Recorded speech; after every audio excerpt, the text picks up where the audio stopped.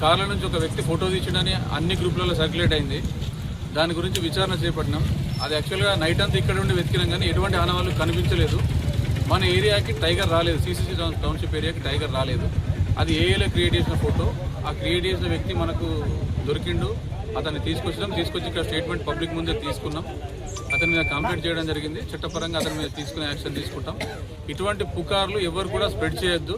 జెన్యున్గా మీకు ఏదైనా జరిగింది మేము చూస్తాం అనుకుంటే ఫారెస్ట్ డిపార్ట్మెంట్ వారికి కానీ, పోలీస్ డిపార్ట్మెంట్ వారికి కానీ, మీ లోకల్ ప్రజాప్రతినిధులకు కానీ, మీడియా వారికి కానీ సమాచారం అనేది మాకు చేరుతుంది.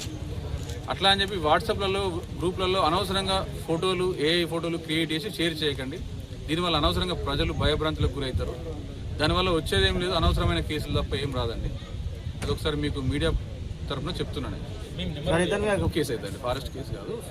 నా number 9440313191, FRO Mancherial number, deputy range officer Mancherial number 9441533220. ఈ 2 నంబర్లలో ఏ నంబర్కైనా కాల్ చేయండి. ఎనీ టైం ఎప్పుడైనా రెస్పాండ్ అవుతాం.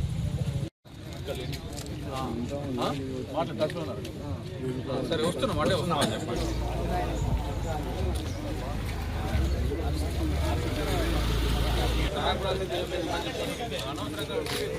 పరిస్థితి ఎట్లుందంటే అది